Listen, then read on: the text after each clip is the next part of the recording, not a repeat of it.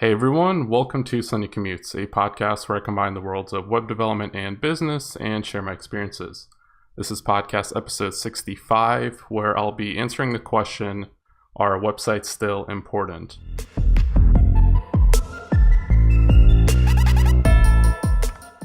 Now, this is very first for the podcast where I'll be having a guest. So I have with me Kyle McDonald. Hey, what's up, Kyle? Hey everybody. So yeah, we're talking about websites and social media. So before we get into that, Kyle, do you want to make like a small introduction? I'm Kyle, and I'm also a web developer like Sunny. I'm kind of a front end full stack role at the place I work at right now, and Sunny and I have worked on different projects in the past, and uh, yeah, I don't really know like that's pretty much like the base summary of things. I'm sure if Sunny thinks of anything important to add on to that, he can, but Yeah, I mean that's good. Yeah, we'll work on like Iron Mike as like the main project right now, so that's probably the main thing there. So let me just go ahead and kind of give a small intro on what we're talking about today.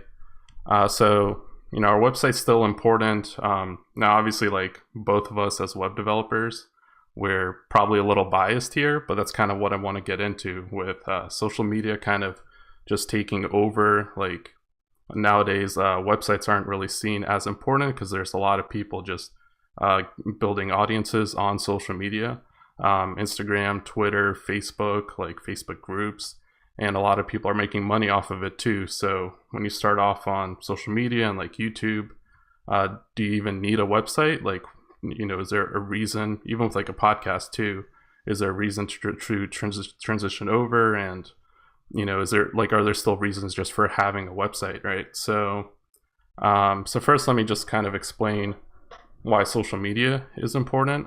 So first, it's where your audience is already is. With a website, if you build a website and you launch it, you're not going to have any new people on there yet before people are, visiting it on a regular basis versus social media. People are already checking Twitter, they're already checking Instagram every day. So, just go where your audience is, right? It's quick and easy to just like start posting on social media, of course. You can reach out to other people. So, it is social media, so you can network with other people. And then users kind of fear websites for being like slow and ad infested too. So, a lot of people kind of just don't trust websites, whereas on social media, they just, it's already a platform, so they already know what to expect. Kyle, what do you think about that? Is that like pretty accurate, you think? yeah, I think social media is obviously a key role in everything today because it's a huge part of like popular culture. Where everybody kind of migrates, and it's like an easy way to spread information like over a large audience, A, easily, and B, cheaply. So yeah, like I totally agree with everything you just said. Yeah. And the next thing, like, obviously we care because we're biased. We build websites, but I think, like, for me personally, like, I generally think that websites still matter. And kind of the main thing here is that, like, I see social media as, like, just different channels. They're channels for distributing your content, right? So if I make a video, I'll, publish it to YouTube. I might publish the full version on Facebook as well, but like then like maybe a 30-second clip on Instagram or Twitter. But they're all just like ways to distribute your content, right? You write a tweet, you write an article, and you post that there. So why would you want to have a website? So one is like full control over the user experience. And with this, it's basically, with Twitter and Facebook, like these are platforms that kind of lock you in to some limitations, whereas on a website, you can pretty much free to do whatever you want, right? Um, so with that, it's kind of like, what would be like some good examples here versus like, if you publish a podcast, for example, right? What are kind of like some freedoms you think would be good to have like on a website? No, I think the full control over user experience, like you said, is huge. And it's mainly because you control the user flow. So, like, if somebody follows you on Twitter or something, there's no like follow-up email. You can't do drip campaigns like that. You can't control what the user is going to do next. But when you have your website, you can sort of control that like easier. Like let's say, like read your article, for example, say you have like Sunny, you have on your site at the bottom, you have a way to like see other articles or get in contact with you and like stuff like that. So you can kind of control the user flow. But like on Twitter, like if I'm scrolling through and I see somebody's tweet, I like it, and that's pretty much the only interaction, and I don't really go any further. So having full control over what the user does is huge. Yeah, exactly. Because like you pretty much when you read a tweet or see like an Instagram post, you're just gonna keep scrolling. There's no, especially on Instagram, because there's no links or anything. A lot of people say like, Yeah. "Oh, link in bio," but yeah, everyone's just gonna keep scrolling, view other people's posts. And yeah, like on the bottom of my articles, like you said, I have like a way to subscribe to my newsletter. You can leave a comment or like follow on social media, so you can go, from the article to social media if you want. But at least like there's that next step. So I think that's spot on. And then the second thing is like you can set your own creative limits. So it's kind of plays off the first one, but this is more like you can, you're not limited to just like photos on Instagram. You're not limited to just text on Twitter or images. You can pretty much like create any kind of experience. You can, you can like design wise too. Do you have any like kind of some cool ideas here? What you can kind of try on a website? Yeah, well, I mean, like to lay the groundwork first, like for example, on your Twitter profile again, if you're on your profile, you can control like your profile photo, your bio, uh, and like the cover image, and then if you're online, you can control the color. But when you have your own website, you can control the entire aesthetic, and based off the aesthetic, can kind of communicate to the end user like, hey, like this is like a really like I'm like a really professional person, or I'm a really fun person, or something like that. Like whatever you're wanting to communicate with something like Twitter, like especially like when you're in the feed view, you don't see the person's profile at all, so you don't get any kind of vibe of the kind of person that they are or what they're about. But once you go to their website, you can totally see that. So I think that You like just put whatever you yeah, want. Yeah. yeah, you can Um, control how the user perceives you better that way.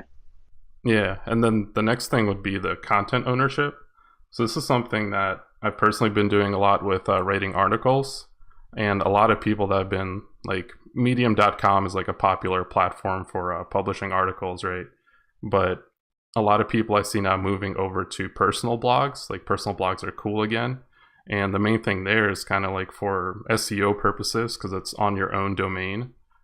Medium used to have a custom domain, but now they don't. So you're kind of wanting to push over to your own custom domain. Good for search engine optimization. But then you also like own the content.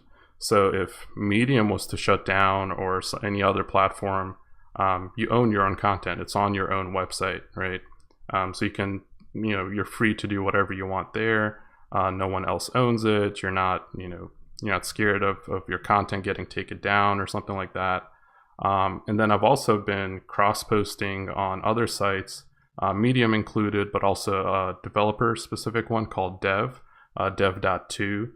And that's like more developer specific, but they have a community around, the articles that people post there. So I'm getting like a lot of traction, a lot of people actually reading my content, but it still sets like the original link to my own domain, to my own to my own website. And that means like just my content, my source of content is still my website, but it's still available, on social media and other sites. Have you kind of experienced this as well?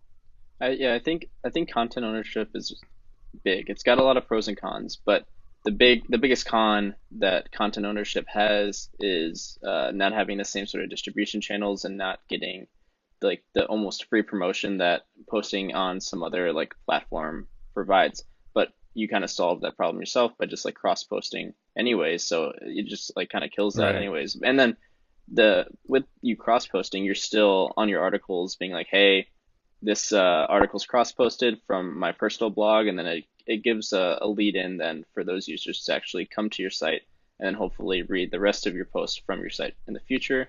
And then that like obviously gives benefits like we said about full control over the user experience, but then this also like gives the opportunity for like partnerships and ads and stuff like that if you wanted to go that route. So I think Yeah, content that's a ownership, huge point. Yeah. yeah.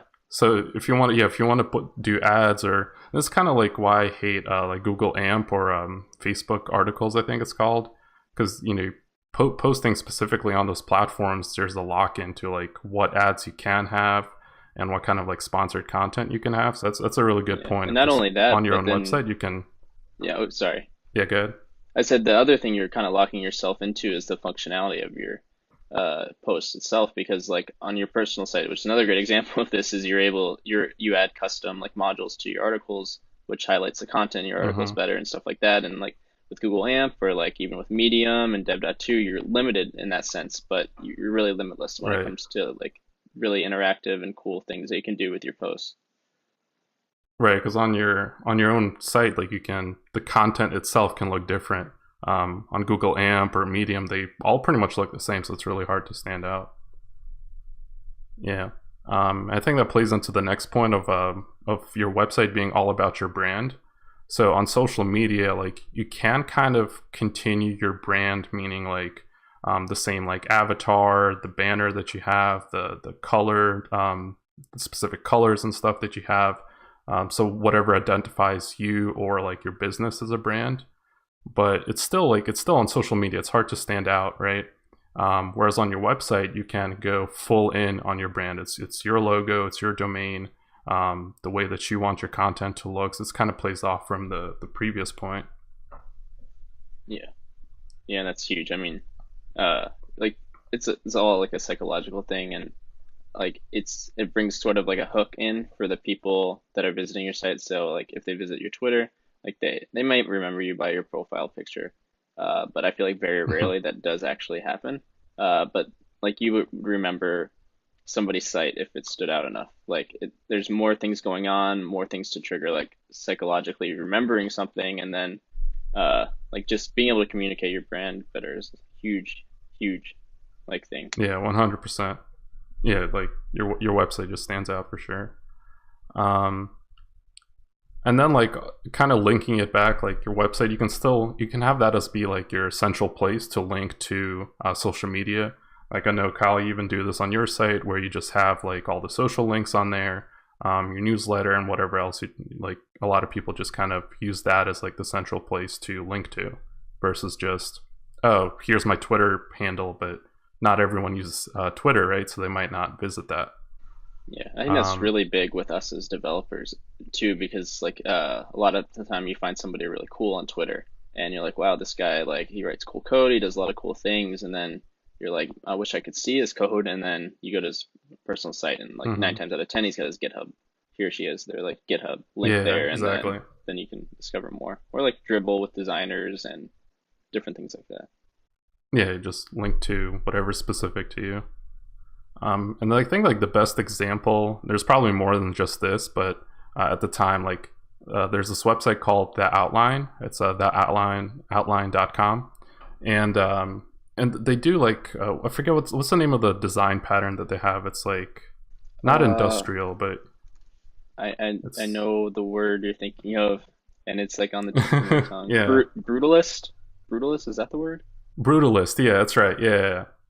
Yeah, so the outline does like this brutalist design where it's you like you just visit it in your browser. Like obviously, if you're not if you're driving right now, but the next time, just visit this site and you can see it right away. It's completely different from any other site. They kind of have like bold colors. They got all these like crazy animations and stuff. So And that's it's like still one great functional example. too, which is just like a Yeah, side point of brutalist design. Most of the time, it's not functional. So it's really cool that this actually is totally functional. But yeah, yeah, it's like a good reading experience exactly. too. And then of course our own website. So my site like sunnysync.io, I've made it dark theme. I think your site is dark theme Yeah, now I too, just right? switched. I just joined the dark side a few weeks ago. Yeah.